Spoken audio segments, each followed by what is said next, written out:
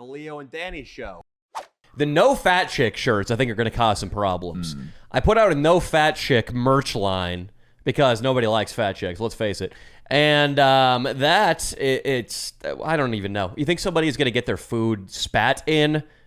Yeah, I mean, pissed in? They're going to go to the cafeteria lady at their local high school, and she's, I mean, more than likely overweight, let's be honest. Yeah. And she's going to see that, and she's going to, there he is, there he is. Oh, Bill, Dawes, we're talking about fat girls. Come sit down. We're talking about fat chicks, buddy. I think that at some point there will be a retribution. I mean, the fat chicks seem very vengeful, as we saw. They want to get back at us. You think they're meeting in secret, planning their next move right now? Yes, there's one fat chick that leads all of them. I don't know who that would be. Yeah. It's probably Melissa McCarthy, I would say. You know the actress. So you think Melissa McCarthy's coming after us. And I just imagine them, you know that thing they use to clear chips on the craps table? Yeah. I imagine they have one of those and they're like moving around their little military figurines. And their military figurines are just all...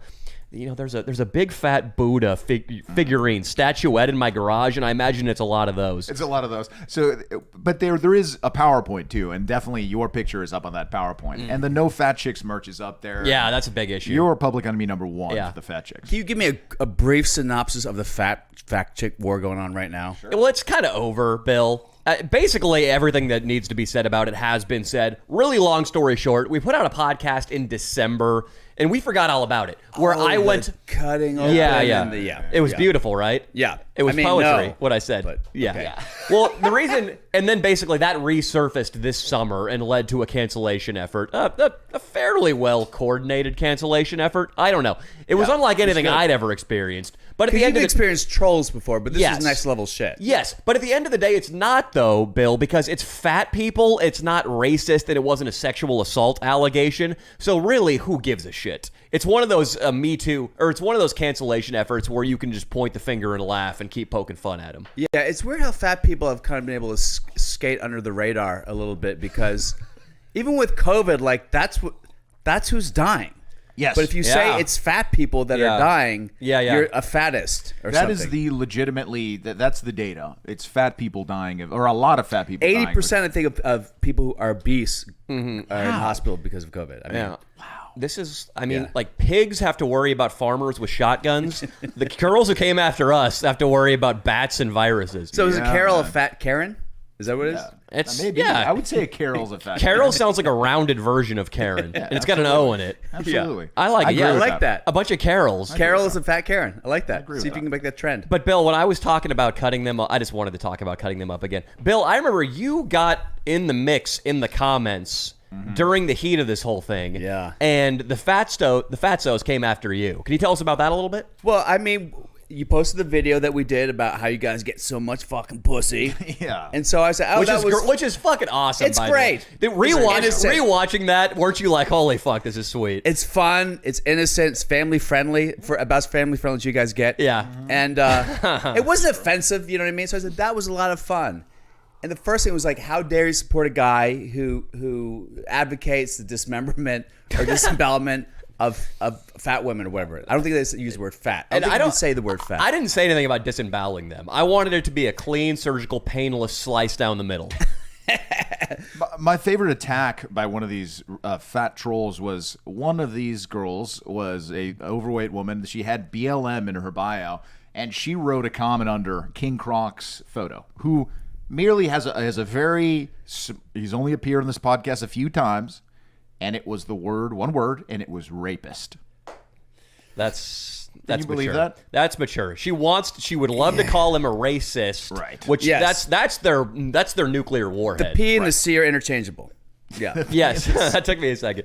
Yeah. But yeah, you can always fall back like Larry Elder. I'm sure he's pissing a lot of people off running for governor right now. You can always call him a rapist. I just saw in the LA Times today they're going after him for something he said about Gavin Newsom's wife.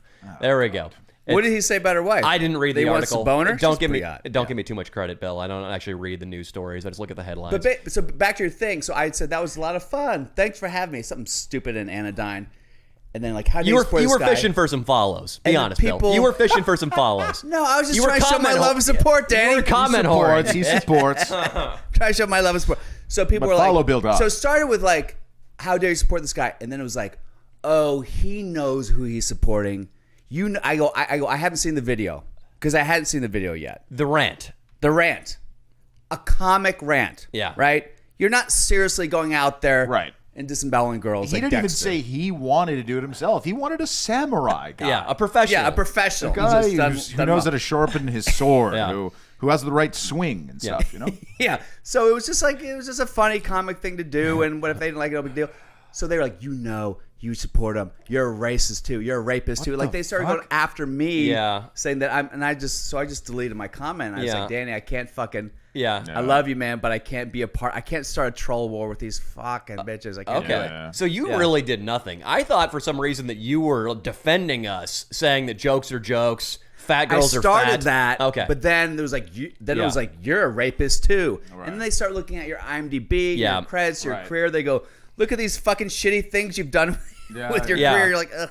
But the scary not thing worth is they find the director on Instagram and Yes. message him, hey, don't hire this guy for any future projects. Crazy. Dude, they got to my girlfriend's college and my girlfriend got a Title IX email, which I think has to deal with like rape situations. But basically somebody had contacted UC Santa Barbara, said that I was raping and abusing my girlfriend, and they reached out to her. So that's like all they could do to me, though, because I have so little real things you can go after because I'm completely self-employed and my parents don't give a shit. So all you can really do is try to fuck with my girlfriend and the people around me. Yeah. Or people like you supporting in the comments. Yeah, and I feel like cancellation is no longer a real thing. Like Tony Hinchcliffe, they try to cancel him. Yeah. And there's a big thing about his reps dropped him. But 2 weeks later, he's back on the road with Joe Rogan. Yeah. Right. I think his reps take him back. It's Yeah. all like shit on the DL. They're just doing it for appearances. All these woke fucking companies, they don't fucking care. Yeah. They just do it because they think it'll help their money, and it doesn't. Just every company's just now, never mind. Yeah, they change their mind, but then they change it back just as easily. They change it back, but they do it like on the DL so you don't know. They don't make a big announcement about it. Yeah. Exactly. Tony Hinchcliffe back on the road. Dude, my fucking mind just went completely blank. What was I going to say about Tony Hinchcliffe? What did he do exactly? It was a racist comment. I know. I It was a saw. I racist- saw what he said. I saw exactly what he said, but I didn't know if there was some other context It was- of the night. It was kind of like you came in hot. Yeah. It may not have been the funniest material out of both of your mouths. I but think came in it hot, was and pretty it good. was my funny. Stuff. My stuff. And I think Tony's funny too, right? I like Tony Hinchcliffe. So yeah. both of you guys are funny, but it came in a little hot. People were a little bit but who gives a fuck? That's the nature of being a comedian and ranting and all that shit. Right. You're gonna rant everything that's completely like perfectly measured, and that's ridiculous. What's the worst thing you said like on stage that got like some booze or like made some women shudder? What's the worst thing that you slipped up on? I mean, on I say stage? cunt all the time. You know what I Cunt mean? works for It's you. like, there's so many great entries into cunt. It's like jujitsu. You have you're going for the back joke. There's like 7 different entries into cunt. You can just say like, oh, I don't say the N word, it's offensive to black people. I don't say the C word because it's offensive to cunts like you. Or you can say bitches. Oh, I should say, can you say bitches now? Who hates the word bitches? Cunts. So there's just so many ways you can just get into that word. Yeah, Bill Dawes' new material is fucking great, man. He did a show for us, but also, what are you just not worried about it anymore? Do you think material like comedians are just they don't care anymore? They're saying anything they want on stage. What do you think is going on in comedy?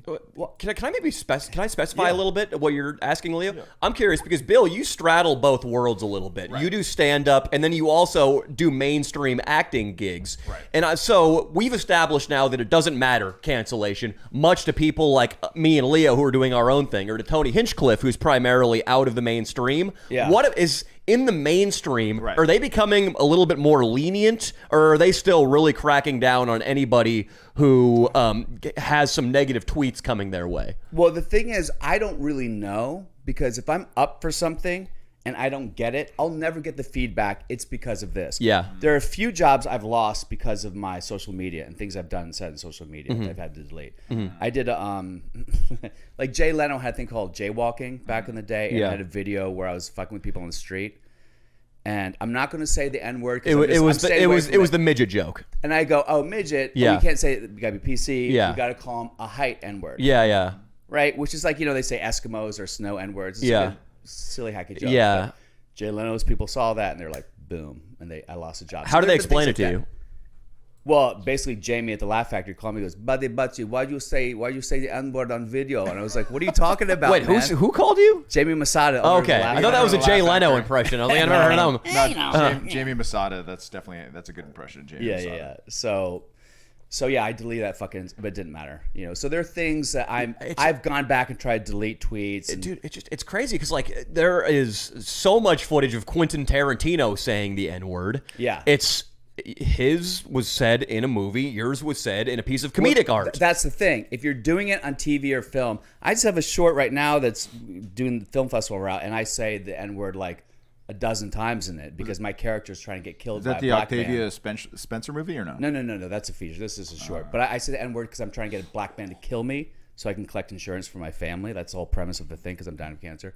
And I say I'm bulletproof in that situation because as an actor, there's another level of separation from it. Yeah. But for you, even though it's comedy, people will make it personally attached Why are you to pointing? You're the guy who said the N-word. But I mean, the things that you say, even though you're doing it, there is a space between who you actually are, what you're saying is comedy. In Hollywood, People say it's you, working with Octavia Spencer reneges all of the N-words that you've ever said, I believe. Yeah. So, yeah. Exactly. She's up there. How do you spell renege? I actually don't know, but it sounds close to a bad thing. And if you do it a lot, are you a habitual That's funny. Dino likes that one, huh? Yeah. Dino, why don't you laugh at that, huh? That's your kind of joke, Deans. Don't say anything awful. You could never. You never know. That is a word that I feel like you really, truly, truly can't say anymore if you ever want to work mainstream. Yeah, you can't. It's weird. I mean, it's so many comedians who I look up to. That's been something they've talked about in their act. Yeah. Was recently as 10 years. Doug Stanhope, Louis C.K., yeah. Nick DiPaolo. Those guys have all said that word. It's been said in films and books that I've read. And it's just crazy, as Doug Stanhope said, that a couple of syllables it just can't be uttered anymore. Two noises you make with your mouth in unison are no longer okay. Yeah, exactly. And I have a hard time wrapping my head around that. And I feel like the C word's okay because in other countries that word is used for everyone, men, women, and anyone. It's like, hey, yeah, good cunt. Look at that. He's a good cunt. Look at that cunt. Australians, right? Australian, English people. So the word isn't necessarily gendered, as it were, but also it's a behavioral thing. You're talking about someone's. It's not blanketly sexist. Like men are douches and creeps. We got to give a word to women that fucking gets them. Yeah, man. And that's the best. Yeah.